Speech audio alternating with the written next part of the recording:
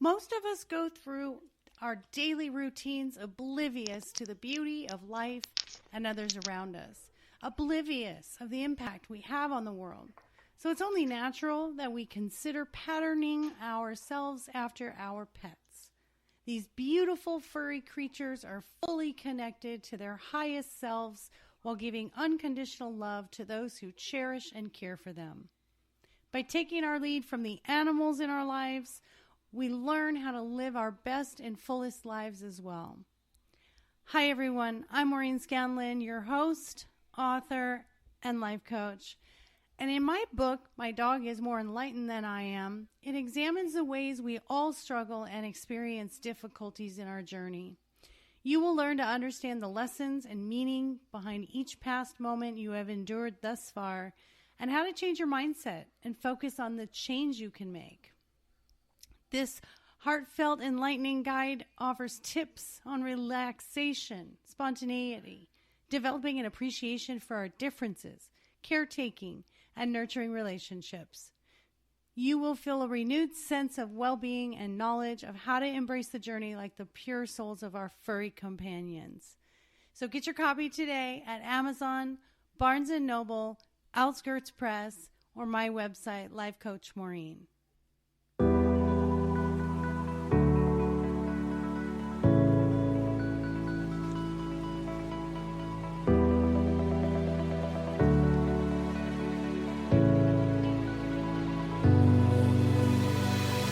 Hello there, and welcome to the I Never Knew podcast, also known as Inc. This show dives into the life experiences of people who have been through it all and have come through the other side stronger, better, and triumphant. Each story is raw, authentic, and, at times, heartbreaking.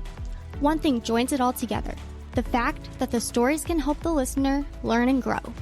Hosted by Life Coach Maureen, she sits down each episode with a new guest who will empower the listener to set out on their self-discovery journey and start to heal. Now you'll be joined by Maureen and her special guest. Please enjoy the show.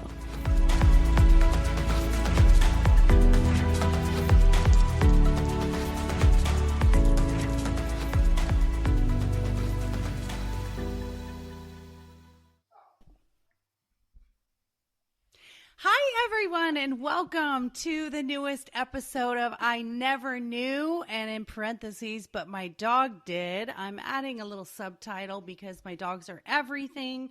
Today is a grand opening of our online store, mydogiseverything.net. So I'm just so excited to have my next guest on.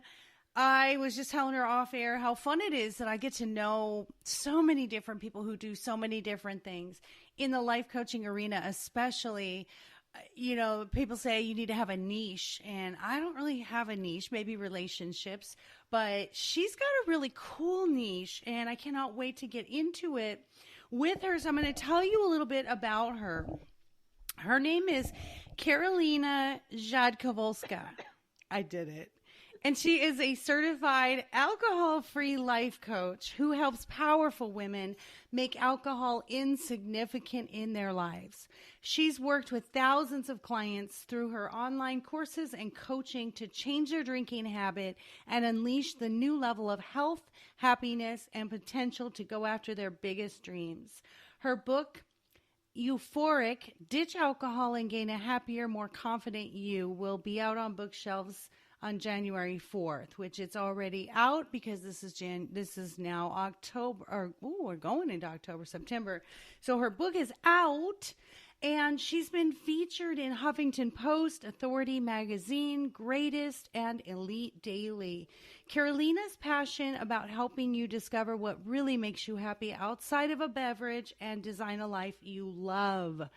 And we're going to give all the websites and all the information to get a hold of Karolina. But hi, honey, and welcome. Well, thank you so much for the warm welcome. I'm so excited to be here today. Oh, my gosh. Me too, to have you. What you're speaking on. So let's talk about your story. And everyone has this I Never Knew story that we didn't think we'd be talking about the things we're talking about without going through what we went through. So what did you go through to come to this sort of epiphany of this is what I need to do to help others? Well, first of all, I just want to recognize how taboo this topic is, how vulnerable, and just we really don't talk about it in our society. And when we do talk about it, we make it very black and white. You're either a normal drinker or you're an alcoholic, right? And I grew up thinking that way, right? Either you're normal, an adult, and you socialize and you have some cocktails on the weekend with your friends, or you have to call yourself an alcoholic and label yourself with the problem and manage your condition for the rest of your life. Well, I'll give you lots of facts to the listeners today about why that paradigm is entirely not rooted in any kind of reality based on what most people's behaviors are. But basically, that's where I found myself, is really stuck with this dilemma. Do I have a problem or not with alcohol? And I'll tell you just a little backstory. When I was in college and grad school, I started drinking and I was partying all the time. I was drinking almost every night, going out, or just not really having coping mechanisms at all as a young adult. And probably very, poor habits I was forming back then. But as I got older, things started to change. As I got into my mid to late 20s, I really got into a healthy lifestyle. I really got into mindfulness.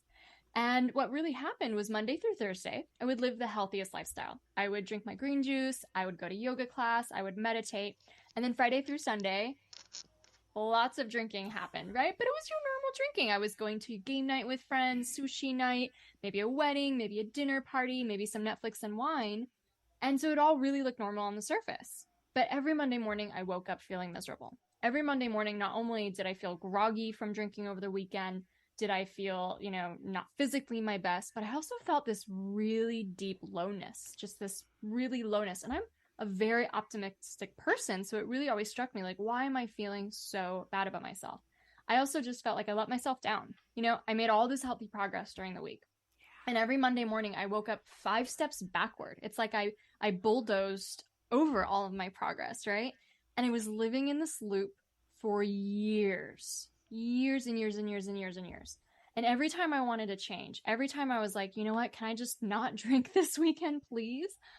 There was the dinner party, there was the hangout with friends. Like, it was almost as if I placed this expectation on my shoulders that I have to drink socially, right? Or else everyone will think I have a problem. But I had the most eye-opening, like, light bulb moment that came on when I heard of Dry January. Because Dry January to me was finally the permission that I needed to try life without alcohol. So I go 30 days without alcohol, or 31, I guess, for Dry January. And it's finally like the excuse. It's the thing I can say out of my mouth to explain why I'm not drinking to people. And it was this opportunity for me to really fall into how I naturally felt, not with alcohol ruining my emotions and making my mood chaotic and all the neuro effects we can talk about a little later, but really, how do I normally feel? So first of all, my sleep improved so much. My energy levels started to go up. My mood was elevating, and I can go into that a bit more, but alcohol really depresses our natural mood and our baseline. So I started feeling happier and happier and happier. By the end of January, I didn't really want to start drinking again, but I didn't really think I had a choice. It was like, okay, Dry January was the vacation you got to go on. Now it's time to go back to work, kind of a thing. Yeah. You're an adult, you have to drink, you have to, fit in all these places. So I drink a few times in February, and the contrast just hits me over the side of the head. My sleep is ruined. I mean, I'm talking even a few drinks, 2 drinks at most. My sleep is ruined. I notice after I have a few drinks, I get cranky. Like, my mood, I get frustrated, I get exhausted. I start picking little fights with my husband. And just this illusion of thinking alcohol was fun and enjoyable all of a sudden just gets so popped. I'm not enjoying this experience whatsoever. So I decided to take another break at the end of February, and I've basically been alcohol-free ever since. And my life has done the biggest 180. Not only did I find more confidence and more happiness in being alcohol-free, I discovered what I was really truly meant to do on this planet, and I left behind the things that were causing me to drink in the first place, this unfulfillment and boredom I felt in my life. I changed careers, I left my day job, I formed my own company, I wrote a book, and now I feel literally impact every single day because I get to work with other beautiful souls and help them change their relationships with alcohol. And the thing is that I'm so passionate about sharing with you and your audience is that my story is this story of being in the gray. I wasn't this black and white story, right? Yeah. And that's what I really want to impart, that when I'm doing all this research for my book and all the people I talk to, 60% of drinkers actually overdrink. So the vast majority of people have what's called it's complicated with alcohol. And I just kind of want to raise that awareness that we're not talking about massive addiction here. We're talking about just the regular ways we've been conditioned to drink. Basically, anytime it's past 5 p.m., anywhere, right? Any event, and how that could be subtly or not so subtly holding us back from what we truly want most in our lives. Wow. Yes. So much to unpack here. I love this. As you were speaking, I was thinking about it being more in layers. It's like, I love that you said that. It's usually black and white, but I think there's also layers to it where you question what level is acceptable. And society-wise, everything's geared around alcohol. When you go to parties and, you almost feel embarrassed if you're not a drinker at these places. They're like, oh, we're having wine tonight, or we're doing a wine tasting with the girlfriends, or why we're having a football game, why aren't you having a beer? So I think that's the top layer, like belonging, right? Yeah. What do you think about that? Is that part of the first part of why you were drinking? I mean, that was what kept me so stuck for so long. And I couldn't have articulated it back then, but absolutely that fear of the loss of belonging and fitting in, and also being then typecasted, right? Typecasted as not only are you not fitting in because you're doing something healthy or good for you, you're not fitting in because there's something wrong with you, right? Over here. So that fear kept me stuck for so long. And I had to switch it in my mind. So instead of thinking, and this is obviously after years of thinking the opposite, in my mind, when I was actually going through the journey of being alcohol free, my first few weeks and months, I had to change that belief. And so I started thinking, you know what? This is rebellious. This is this role of inspiration and leadership. Most people are not happy with their relationship with alcohol, and I'm going to show people a new way. And I looked up to other people who were doing that. Tony Robbins doesn't drink. Gabby Bernstein doesn't drink. Brene Brown doesn't drink. Like, we have examples all over the place. And so instead of like really kind of going to, I don't know, maybe the average or the mediocre, when we look statistically at most things in America, most people are unhappy. Most people are unfulfilled with their careers. Most people are unhealthy. Most people have poor social connections. Maybe I don't want to be most people. Maybe I'm okay with being a little different. And I have to say, I was kind of like the wolf who leaves behind the flock of sheep, But I have to tell you that not only did I find so many other wolves on that journey, that is my new sense of belonging, but I also inspired a lot of the sheep to turn around and become a wolf and join me too. So like all of those fears ended up being unfounded, but absolutely. I think so many people don't like how alcohol makes them feel, but then the objection always, well, what am I going to do at this social occasion? How could I possibly get away with not drinking? Yeah. And sometimes you just need someone that says, I want to follow this person, like you said, being the wolf, someone that just says it's fine to not drink. And that's, that belonging sense of, okay, I don't want to be the one that says it, but she says it, then I'm going along with her. And then we go to the next layer. And I think we have, because I come from a psychology background and I also was married to an abusive alcoholic. So I could easily avoid alcohol only because to me it's associated with bad, but then I didn't carry that forward. If I drank, it was just, I enjoyed it. And it was almost a rebellion for me to drink because he made life so miserable drinking. And so it used to be this, if you can't beat him, join him. And then it became just the enemy. So for a long time, I didn't drink. And so then there's this, what you said, the Monday morning shame and guilt, right? How do you overcome that shame and guilt when it's like, it's just that peer pressure thing. You do something and then you regret it the next day. So how do you overcome that sort of guilt and shame that you did? Yeah, such a good question. And I think what was really why I felt that is because I wasn't listening to my intuition. And I did eventually listen to my intuition. And that's why I'm so much more happier and aligned, because I'm listening to that deepest voice inside of me. But, I always felt that guilt, that shame, and like there was something specifically wrong with me. Like me was the problem. So one of the things, especially when it came to alcohol, is actually leaning into the neuroscience of it and then leaning into like the statistics about how many people overdrink or all those kind of facts. That kind of helped me see like, whoa, this is not me. So first of all, alcohol is a depressant. And so with that, it kind of slows our central nervous system down. It's slowing down the cells and the ways that our neurons can fire.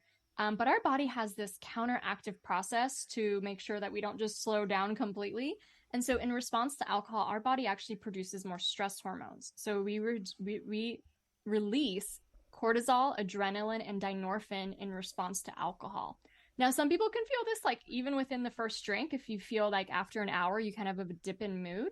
But most of the time we have another drink, to keep the kind of good feeling going. And you kind of feel this in the middle of the night. Some people wake up at like 3, 4 a.m., and can't go back to sleep because that adrenaline's racing through their body. Or the next day, they have massive anxiety. Well, so dynorphin, what I mentioned earlier, it's kind of like the opposite of endorphins. It really makes you feel low and sad. And they've actually found that people who commit suicide have higher levels of dynorphin in their brain. So that Monday morning feeling, although I personified it so much, when I learned about just the science of alcohol in my brain, I was like, that wasn't actually me. That regret and that shame and that blame and that, sad, like beating myself up. There was a chemical concoction in my brain forcing me to feel that low. So that kind of was like, okay, not only is it not me, this is also happening to everyone else who's drinking for the most part, once we're exposed enough to alcohol to feel that way. And that's what I started to see when I looked into the statistics. Most people who regularly overdrink past the health guidelines. The health guidelines are really low. And so, like the way that alcohol functions in our society, we don't just all go to a barbecue or a party and have one drink and then tell everyone, okay, we're done, no more, please stop serving the alcohol. That's not how it works, So really seeing that and learning more about that to see that, this isn't just me, this is happening to so many people. It kind of made that elephant in the room like no longer taboo, and it really gave me this rebellion to be like, it isn't me, it's alcohol, and it's the scientific properties of alcohol on my body. There's nothing wrong with me, right? So as I go alcohol free longer and longer, that shame and guilt and sense of just remorse is completely goes away because I have nothing to feel that around. Alcohol is not making me feel that, and alcohol is no longer controlling my behavior to let myself down in the first place. It's almost like a toxic ex-boyfriend, like just how you mentioned yours. Like you're not allowing them in your life anymore. You're like, you can beg, you can crawl, you can do whatever you want. The doors are closed. I'm sorry. And then you don't ever have to feel bad about yourself for letting them in and letting them mess up your life all over again. You know what I mean? It's like a point of strength to just say, no. And I have to say the self-love and the self-esteem that grew from that was so powerful because I was no longer breaking promises to myself. And every single day, the past version of me was looking out for the future version of me. And I woke up with that future version of me feeling loved, feeling like the past version of me cared enough to make sure I would wake up feeling amazing. And so there's so many ways that spilled over in my life, not just being alcohol free, but to get the confidence to launch a business, to get the confidence to write a book, all these areas. I used to have the lowest self-esteem and just didn't believe very much was possible for me, honestly. Yeah, and learning to set those boundaries and be okay with that. And I think it's so empowering with any addiction when you finally fight back with it and say, it doesn't control me, I control it. It could be, anything, overeating, drugs, whatever it is, even sex addicts. It's learning to take the power over, and then that's empowering and it builds that self-confidence. So let me ask you, because I love asking the hard questions, what about the people who are happy drunks? Because I know this is a drop, like you said, with the cortisol and the stress hormones. Some people drink and it's actually the opposite. It's kind of like taking ADD medicine, and anybody else, it would be a downer. But for ADD patients, it's actually a stimulant. So what do you think about that? What happens chemically for those that are higher when they drink? Yeah. And I was like that. Like, I was not a downer. I was not drinking because I was sad. I was not drinking because I was like morose. Like, I was like, hey, it's Friday. Let's go out. Let's have a good time. That's how I really thought of alcohol as something that brought more fun into my life. Alcohol releases dopamine in our brain. So does cocaine. So does heroin, right? It has a pleasure trigger where that dopamine goes up, and it will feel pleasurable for those first 20 minutes. And oftentimes that side effect of that crash or the stress hormones coming, they come later. So we don't even sometimes associate it with the alcohol itself. And even when it does come, we don't know because we grab another drink and we repeat the cycle all over again.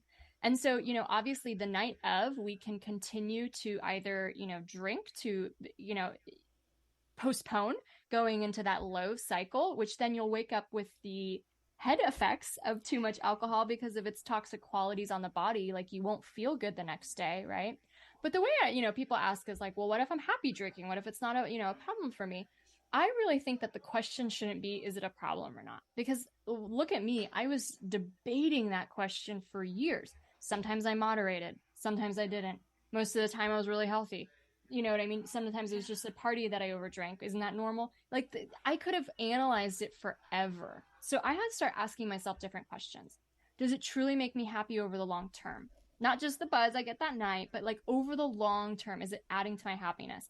Every Monday morning, it surely wasn't, right? And I wasn't even making progress on a lot of my goals and dreams. So I felt really stuck in life. Is it aligned with my values? I really valued health. I really valued growth. I really valued happiness. And here I was drinking something that neurochemically actually made you feel lower at the end of its cycle. And I was drinking something that deteriorated my health and made me either literally not feel physically well the next day, which is like the definition of health, but also then unlikely to want to do healthy activities the next day.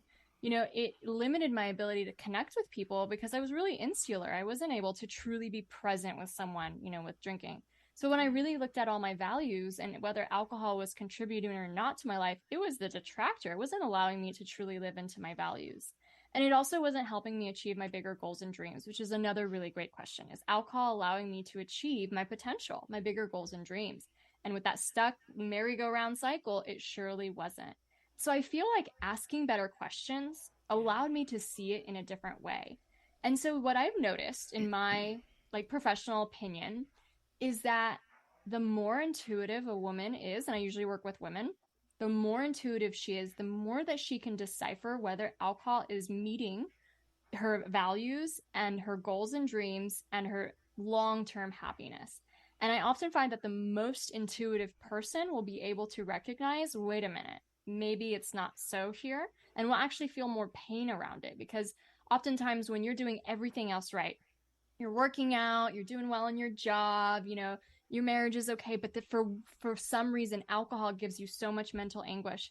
And not even mental anguish because you're thinking about drinking all the time, but you're just thinking about something to do with alcohol. Should I drink tonight? Should I not? Okay, well, I have that presentation tomorrow. Okay, so I'll go out, but I'll only have the 2 drinks. Okay, but then you have to be in bed by 10.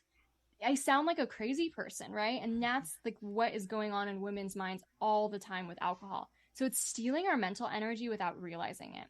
So I've just found that really intuitive women lean into these questions. And some people who aren't as intuitive or just don't really listen to their body and their brain, it's really easy to just go out and drink too much at a wedding and then laugh about it the next day. You know what I mean? And that's okay. People can be there. That's totally fine. A lot of men, I work with women, so a lot of their husbands are kind of a little bit less in tune with exactly how alcohol is making them feel. And it's just like, haha, it's just a part of life. But I really think that intuition piece can really help you determine and answer those questions. And here's the thing. I love to say this. I don't care if someone drinks 1 drink a week or 10 drinks every day. If you're not completely happy with how you answered those questions around values, long-term happiness, and goals and dreams, it doesn't mean anything bad. It just means that you have the permission to dig in a little deeper and do a little bit more introspection here and do a little self-discovery and start just peeling back the layers about what you really want and what's really serving you. Because I think we have to start asking ourselves, is this what I truly want, or is this what I just want in the moment versus what I want most? And alcohol was always in direct contrast with what I wanted most. And the moment I let it go, I've gotten the life I really want. Yes. On the priority scale, you looked at it and said, is this a priority? Because my priority is my health. So why am I allowing this thing to affect my priority?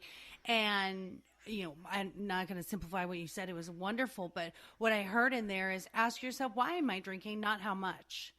That's really the key is, why do I drink? Is it to fit in with people? Is it to escape from something? Oh, I had a stressful week. I just need to have a drink. Well, then we're not managing our stress very well. And, or when I'm around my toxic family, I need to have drinks because I can deal with them more. Again, there's unhealed stuff in there. Us both coming from this life coaching side, there's always a reason why you're relying on something else. It's because you're not relying on your own strength. Yeah.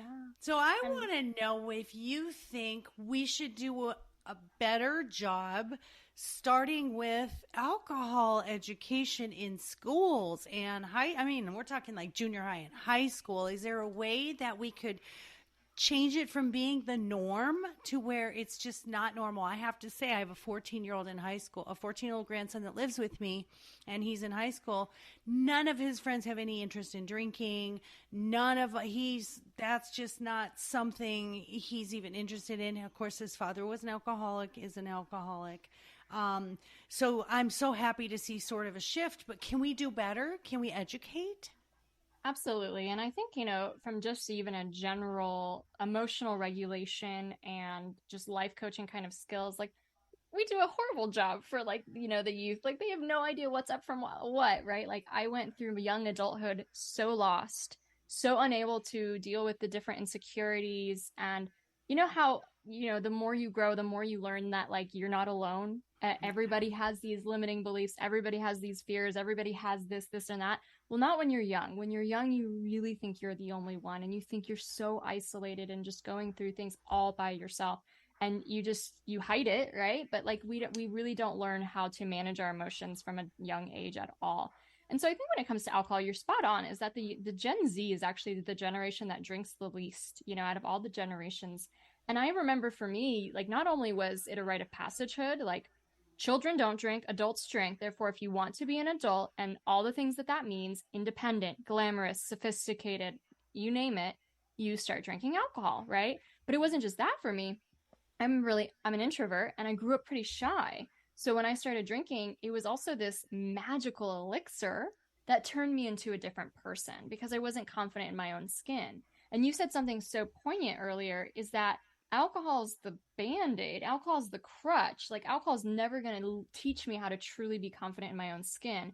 And I used it for years like that, as that band-aid, essentially telling my subconscious, Karolina, you're not good enough.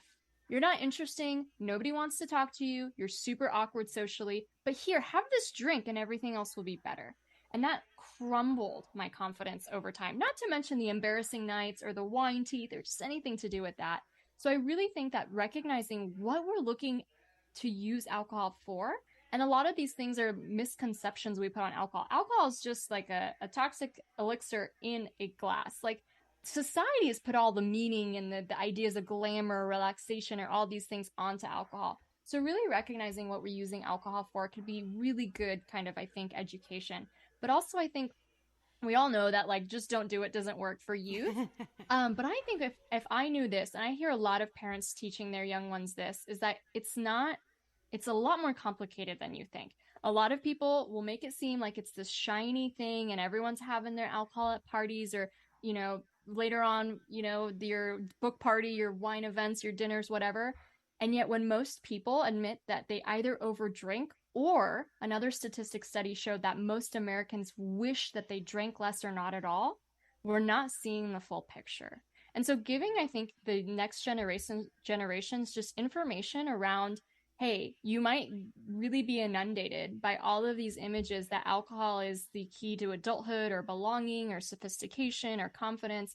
There's a bigger picture to it. And most people are actually unhappy with drinking. And you might not see that at a party, but I just want you to know that, I think that can really help them know that they always have a safe space to talk to as they do start experimenting with alcohol.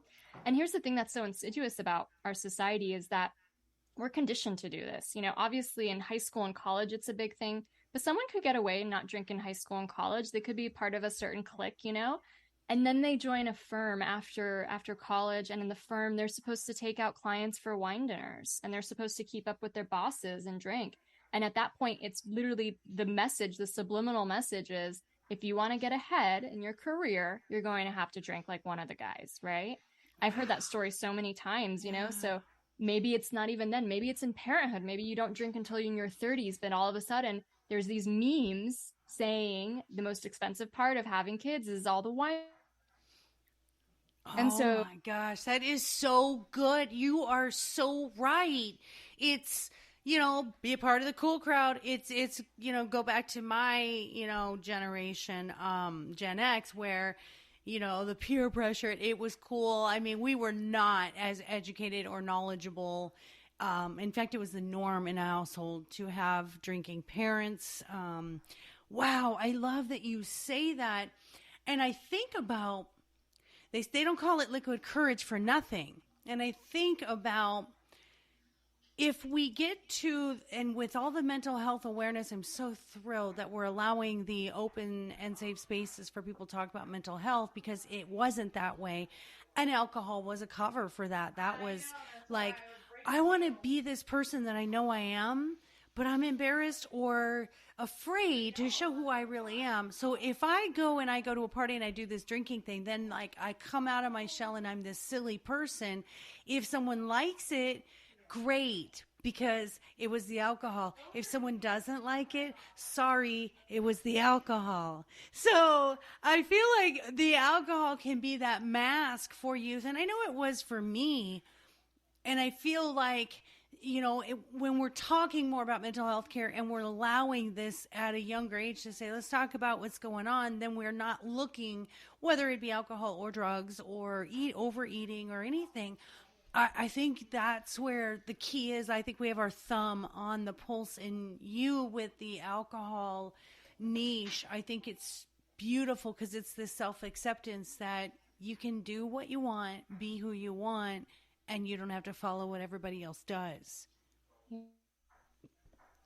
yeah, it's that old city and listening to intuition about what's right for you in every one of these kind of cases or stages, because this is the thing I do believe we get conditioned to drink. It's a societal thing. And then over time we form habits around it. And then we have our own habits. Every time we repeat something, even 100 times, it's going to be pretty locked into the brain. Imagine how many times someone drinks by the time they're 50 years old, how many thousands of times. So even though at first it's this conditioning that really, then we get locked into the power of habit. And it's like we're in a hypnotic trance when it comes to alcohol. And I'm so fascinated by all of this is because, one, it's nobody's fault. Like, this is literally just kind of how it was to grow up as a smoker in the 60s. Like, that's what society told you to do. It's no one's fault. But now we have the responsibility to really just take a look and say, am I happy with this reality? And we have the power to change. And so, helping women change is really helping them look at what beliefs they think that they're, using alcohol for, and how to debunk those, how to prove them to themselves. You know what? I thought for so many years this is making me more confident, but truly it's not. It's actually making me feel lowered self-esteem over time. Or I thought this helps me relax, but hey, when I looked at the neuroscience, it's actually releasing cortisol in my body.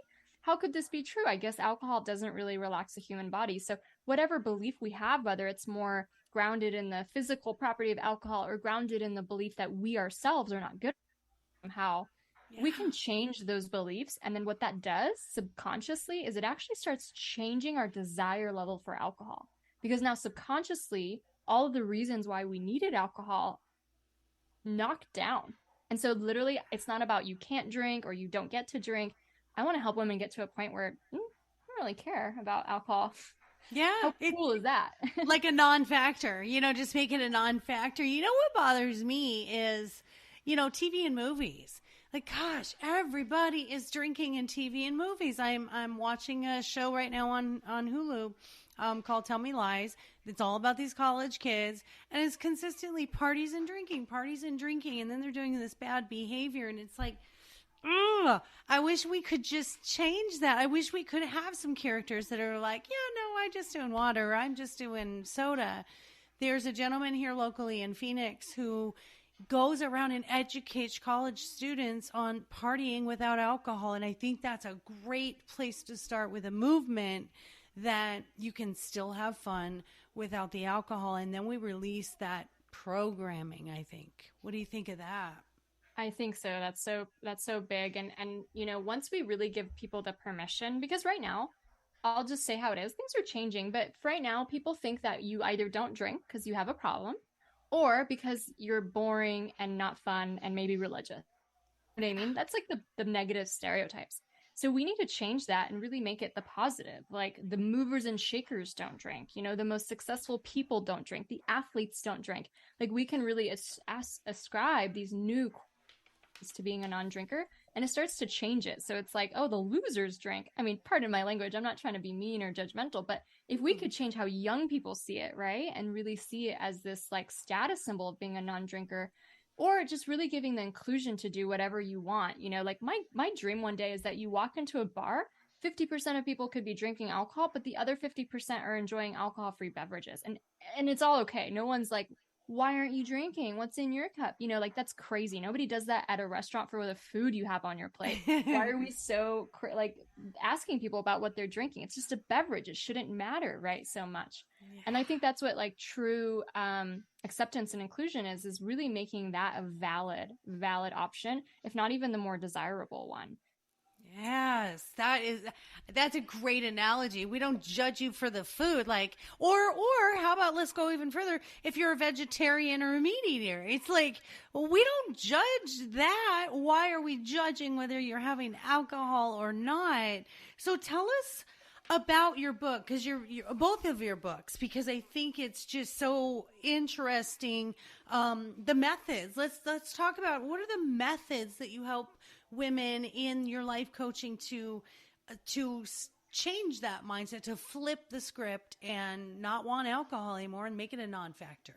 Yeah.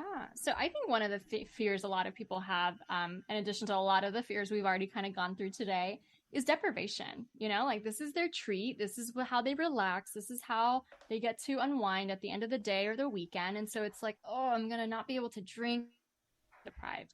So my book is really trying to show people how literally technicolor, how life-changing a break from alcohol is, how amazing your body will feel.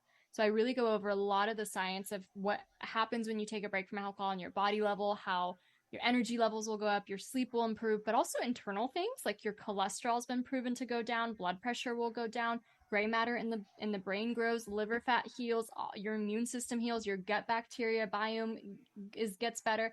Amazing, incredible changes literally in really short periods of time too. So it's really hopeful. And then from the health, to how the mindset change, how your soul changes, how you start just seeing and appreciating more things. You get more in tune with nature, you get more confidence, more creativity, more intuition. So that I can really change this idea that it's all about deprivation to actually, if you've been drinking ever since you're 18 and the only times you stopped is like pregnancy or something, you are missing out. You have no idea how amazing you could feel without alcohol, and you don't have to quit forever. Just try a break, right? And so then my book guides someone through an 8-week break to really learn how to do so and how to change their mindset at the same time. The thing is that the health studies that have been coming out for the last 5 to 10 years are saying there's no safe amount of alcohol. All the things we used to believe that alcohol in moderation was good for you. Nope, there's no reliable correlation of that. That was something that, was kind of twisted by the alcohol industry, and then they went with it, and now they're really saying it's not good for your heart. Even 1 glass a day is not good for your heart. It's not good for your brain. It's really bad for cancer risk. So we're really getting to this point where being alcohol free isn't something you do because necessarily you have a massive problem or because, you grew up in a religious household. It's the healthiest way to live, and if we're going into different diets like paleo or gluten-free or dairy-free or all the things that people have permission to experiment with and find the best diet for them, why not alcohol-free? Like it probably would make one of the biggest differences. So really giving that permission to just know it doesn't matter why you're here. It doesn't matter whether you want to improve your health, maybe lose weight, maybe be a better role model for your kids, maybe just stop the emotional dependence you have on alcohol. You're welcome.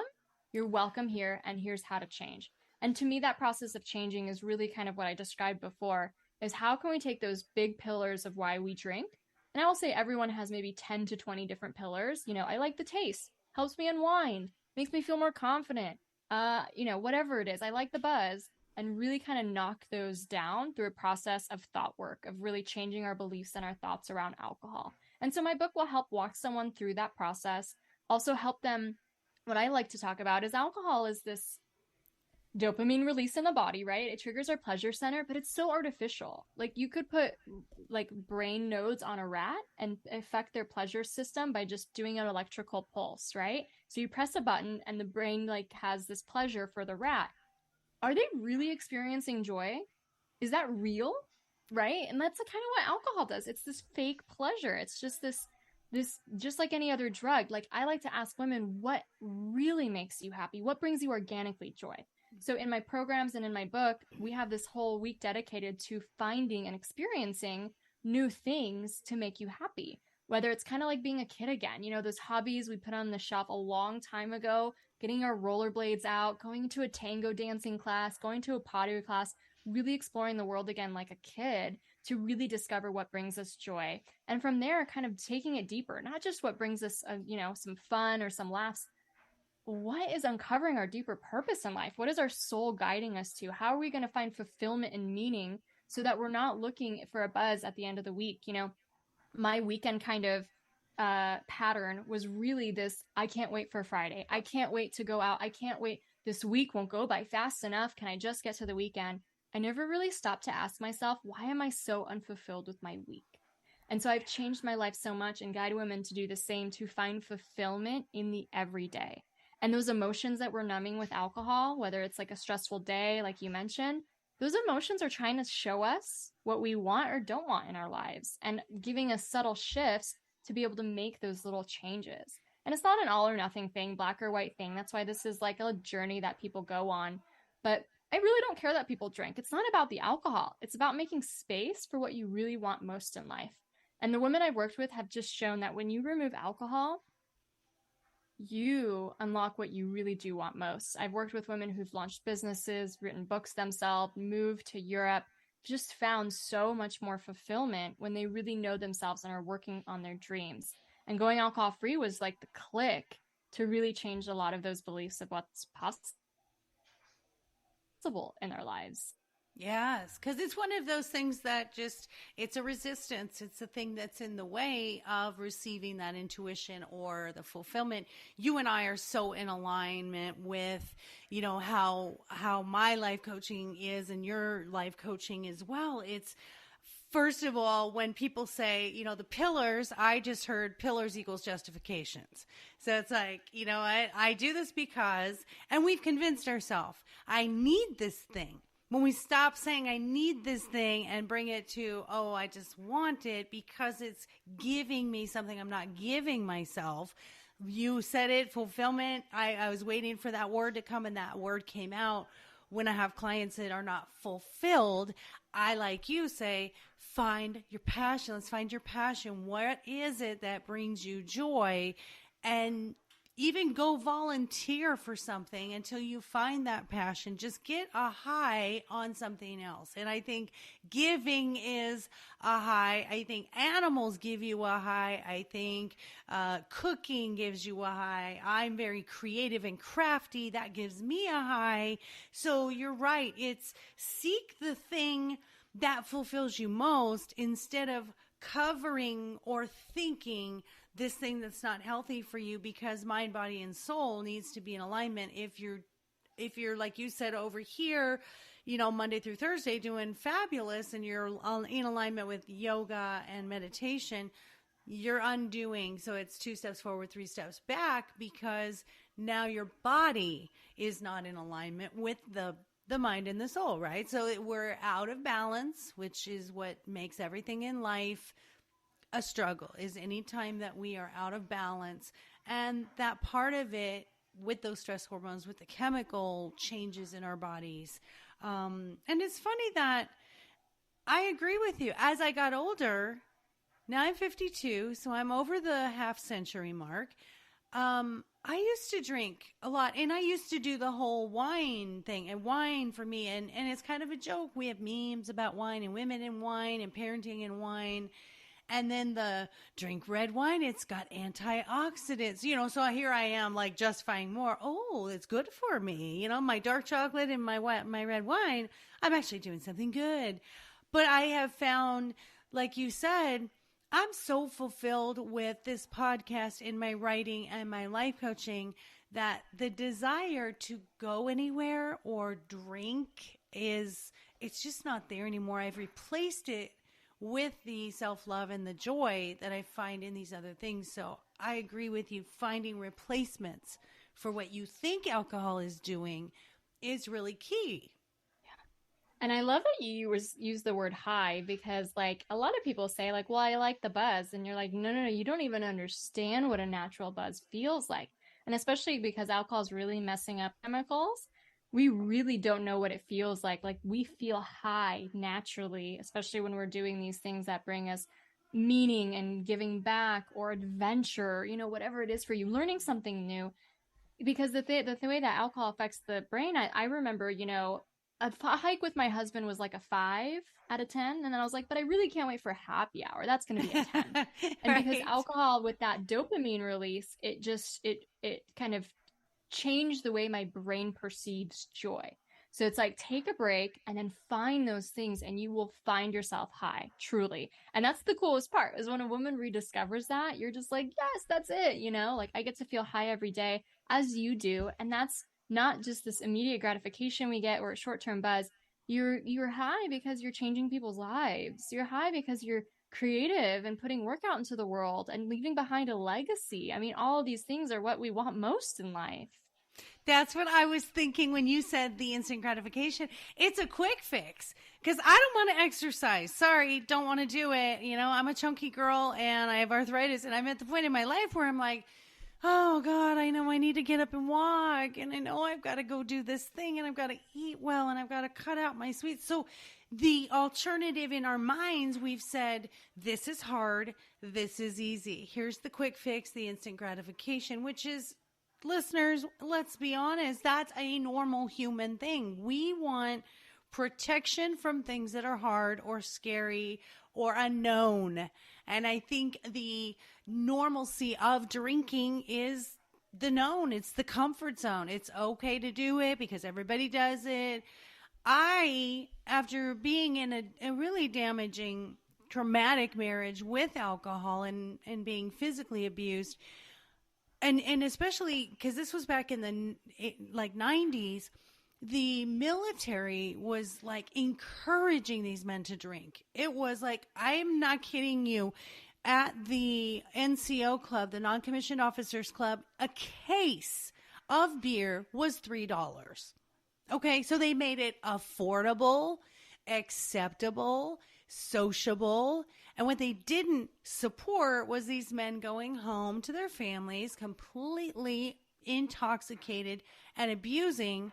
And then we'd go seek help from their their COs or their first sergeants, and it was, let's not talk about this. Let's just smooth this under the rug. And it was so sad. It was such a flipped idea. So I think, like you said, corporate world, we're going to go on the golf course and we're going to just do beers. We're going to go to Top Golf and we're just going to drink and drink and drink. We need to change the dynamics. And I know you focus mostly on women, and this happens with women too in the career ladder. I bet a lot of women need to feel they need to drink to fit in with some of these men to get, anywhere in the corporate ladder. So it's really where it's acceptable, not even acceptable, but where it's pressured, I think needs to change. And that's it too, right? Like, this isn't about prohibition. This is about telling people they can't drink or anything like that. But right now, we have an expectation and a pressure to drink under most scenarios, and there's no really acceptable way out of it. And I think that's wrong, right? And so this is really giving people more choices, more freedom to do what's in alignment with their values, with their dreams, and giving them a third path, right? It's not just the two paths of, either I drink and I deal with all these negative side effects and consequences, or I don't drink, but I have a scarlet A burned on my back. This is like the third choice. This is the third kind of option. And I think that, really marrying alcohol free for any reason, whether it's health, mindfulness, dream attainment, being a better role model, like we need to just normalize that, because I think this alcohol free movement has been around for a few years. I can already see the way it's changing things. There's mocktails on, bar and restaurant menus now. There's so many beverage companies sprouting up. People are drinking less in certain places and situations. But before that, the alcohol industry was really controlling the conditioning. And over the last 20 years, it got women, like you just mentioned, women to drink more than any other demographic. And that was their target. drink like a man to keep up with your career. Hey, mommy, you need a treat after work. You're juggling it. Women need fair compensation. Women need support. Women need community. Their problems are not going to be solved with a toxic beverage at the end of the day. It's almost trite when you think of it. How rude it is for the alcohol industry to kind of prey on overstressed women like that. I have to tell you something that bothers me. And this is so great that we're having this conversation. It just hit me. I don't know if you've seen these commercials lately with Miller Lite, where they are integrating the beer with like fitness. So these two women are running and jogging, and the one friend is sitting at the driveway holding two beers as her one friend runs up and is like, oh, I'm so tired. And her friend's like, here, have a beer. I literally mentioned this to my husband, and I go, what kind of campaign is this? Hand her a water, okay? Hand her something that has electrolytes. And there was another one that came out too that was similar to that. I think they were in the gym or something, and I was dumbfounded. I thought, you're now going to try to convince people that healthy and beer go hand in hand? Like, I mean, I understand if people like to do it. I get that. But when you're putting it in the same space, in the same frame, I don't feel like that's right. I feel it's so contradictory. I mean, you wouldn't hand someone, a line of cocaine in the gym. You wouldn't hand them a meth pipe as they're walking, as they're coming off of their track run. Like, why don't we view, I'm getting on my soapbox now. Why don't we make alcohol? Because I think the availability and the acceptability of alcohol has ruined the view of the truth, which is it is a drug. There are more people addicted to alcohol than drugs. And more deaths and more loss of life. And we think of usually like accidents or really extreme cases like cirrhosis. Alcohol contributes to so much breast cancer that women are unaware of. Like it really is affecting our health in so many ways. And when you get the alcohol industry preying and manipulating messages like that, they want to keep us confused. They want to have this confused notion that maybe alcohol is good for me, and a lot of these really, really comprehensive studies done over the last few years where they took all the studies ever done before and really did the meta-analysis. It's like, no, there's no safe amount of alcohol, right? And we can all be educated on that, and everyone can make their own decisions like that. But to really distort that truth, especially when you marry it with wellness, that's a faux pas. That's like, can you imagine the cigarette industry doing that? Like, smoke some cigarettes after your run, or... That's what I'm saying. Like, they just don't put alcohol in the same category, even though it is in the same category. It doesn't make sense. So as we wrap up, because I just think all of this, I could talk to you for hours because it's just so, I see your passion, and I always know when something is coming literally from the deepest part of their soul, and I see your passion for it. And I want to know, how do women reach out and find you? Because this is more than addiction counseling. This is different. This is, let's make it the new norm that you don't have to drink if it's something, and let's figure out why. Not how much. It doesn't matter. We don't care how much you're drinking. We want to figure out why you're drinking. So tell us where to find you. Tell us where to find your books. Give us everything, Karolina. Thank you so much. I couldn't have said that better myself. So if you want to learn more about coaching, I also host retreats, my signature programs. You can go to euphoricaf.com. And then if you're interested in my book, just type in euphoric on the Amazon, or if anywhere you live, just go to www.euphoricbook.com and you should be able to find it in your area. And I just want to say one last thing to your listeners. Again, this doesn't have to be this, oh no, now I have to change this kind of a thing. There is this beautiful curiosity that we can have. This curiosity of, I never really thought of it this way, or I never really allowed myself to ask these questions. And I'm really interested in getting to know myself better, and getting to know, like, where did this conditioning come up in my life, and what do I really want, and all these kind of questions. So I think it's a curiosity, journey. And I don't even talk about quitting alcohol. I really don't use that word. I talk about experimenting and taking a break, because they've proven that around 80% of people who try a long-term break from alcohol actually don't want to go back, because what they discover on the other side is so... So just imagine like, that curiosity, leaning in even before you take a break from alcohol. Maybe your first step is just to read a book, listen to another podcast. There's so much out there today. But I think that curiosity is really coming from your intuition and to just let it guide you. Yeah. It's just the bravery to try something you haven't done before. I think, and it's neat because the thread of commonality through every single guest who's been through something is the curiosity to try something they haven't tried before. And then when they're on the other side of it, then we all talk and they go, I had no idea, because I finally had the curiosity to just say, this wasn't working, so let me try something different. I always ask my guests, you're marching downtown with 100,000 people behind you holding a banner. What does your banner say about what you want to do to change the world? Yeah. Oh. I think be an alcohol-free rebel.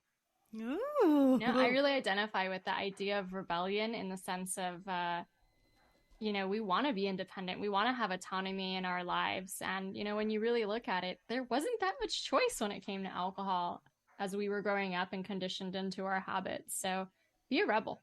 Yes. Yes. I think we need more alcohol-free places to go to. I'm going to just throw that one on as a side note. So I want to change the world on this. So be an alcohol-free rebel. I love that. And then, of course, the last thing I always ask is, what is Karolina's shameless self-indulgence? Ooh, what is my shameless self-indulgence? Well, I love to travel. Like travel, I'm so obsessed with. And I don't think that's shameless, but I can spend so much time just researching trips and being on the different social medias and looking at people going different places. Like that is part of the greatest fun for me, is like the trip is great, but all the anticipation beforehand as you do that research and you lean into it, I could spend hours doing that. And I've completely not done work all day and just looked into different travel, deals or locations or blogs and all that kind of stuff. So I'm obsessed with stuff like that.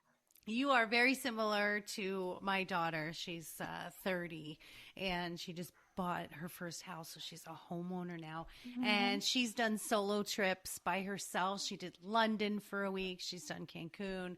And I love traveling. So her and I have done mom-daughter trips once a year because she lives in Texas and I live in Arizona. So we've always said we are taking a trip where neither of us have been once a year. And that is travel. Travel is fun because I see it in you where you have this, it's your curiosity factor and you'll never be satisfied because I don't want it to be satisfied, right? I want to always be curious about people and places because I want to keep learning every single minute of every single day. So I could not thank you enough for being here today, Little Miss Sunshine. And I'm just so happy that you're here. Your message is important. Your niche is important. I'm so happy that you found your purpose, your fulfillment, and your soul that you're sharing with others. And that's what this is about, what we never knew. And being on the other side of it to help those that don't know yet is really why I do this. And this is what my purpose is we are here as humans to help one another. So thank you, my love, for giving me an hour of your day. That is a total gift that you'll never get back. And I never take that for granted. So thank you, Miss Karolina.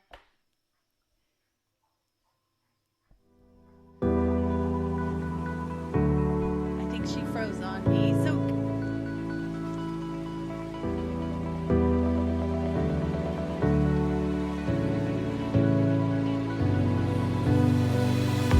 thank you for tuning in to the I Never Knew podcast. If you found today's episode inspiring and educational, please be sure to follow, subscribe, and spread the word.